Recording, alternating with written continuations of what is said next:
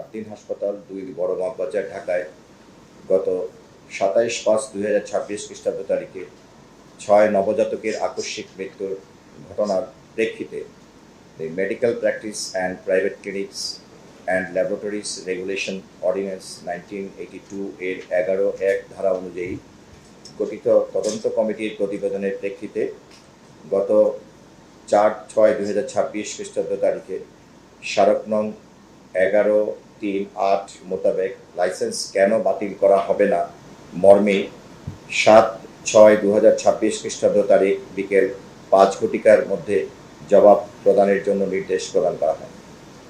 সে প্রেক্ষিতে গত ৭ জুন ২০২৬ খ্রিস্টাব্দ তারিখে আপনার প্রতিষ্ঠান কর্তৃক প্রেরিত পত্রের স্মারক নং আদ্দিন ৬৫৯ মোতাবেক কারণ দর্শানোর সময় বৃদ্ধির জন্য আবেদন করিলে স্মারক নং স্বাস্থ্য অধিদপ্তর ১১/৪৪ তারিখ ৭ জুন ২০২৬ খ্রিস্টাব্দ অনুযায়ী ৯ জুন ২০২৬ খ্রিস্টাব্দ তারিখ বিকেল ৫ ঘটিকা পর্যন্ত সময়সীমা বৃদ্ধি করা হয়।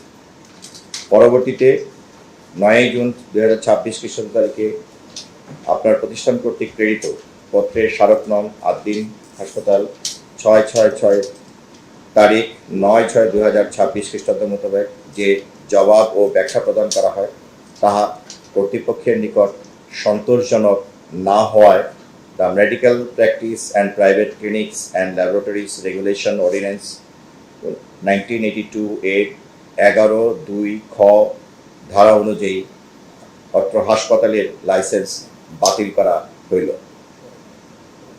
উক্ত অধ্যাদেশের ১২ ধারা অনুযায়ী লাইসেন্স বাতিলের পরবর্তী ৩০ দিনের মধ্যে বাতিলের বিরুদ্ধে সরকারের কাছে আপনার আপিল বা পুনর্বিবেচনা করার আইনি সুযোগ রয়েছে। আসলে একটি লাইসেন্সের জন্য অনেকগুলো পূর্ব নির্ধারিত শর্ত থাকে এবং এই প্রত্যেকটি শর্তেরই যথাযথভাবে ওনারা সন্তোষজনক ব্যাখ্যা দিতে পারেন, সে কারণে লাইসেন্সটি বাতিল করা হয়েছে। যখন লাইসেন্সটি যে বাতিল করা হলো, আসলে যখন লাইসেন্স বাতিল হয় প্রতিষ্ঠানে তখন বাতিল হওয়ার সঙ্গে সঙ্গে কিন্তু এটি আর কার্যকর হয় এবং যেহেতু হাসপাতালের লাইসেন্সটি বাতিল করা হয়েছে সেক্ষেত্রে কিন্তু তারা সেবা দেওয়ার এই মুহূর্তে সুযোগ নেই।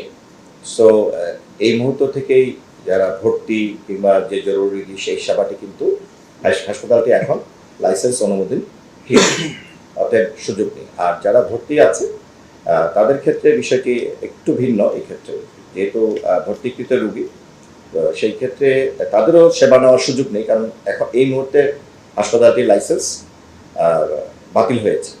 সো তবে এই রোগীদেরকে চাইলে কর্তৃপক্ষ যথাযথভাবে তাদের লাইসেন্সকৃত হাসপাতালগুলোতে যথাযথ ব্যবস্থা গ্রহণ করতে পারে।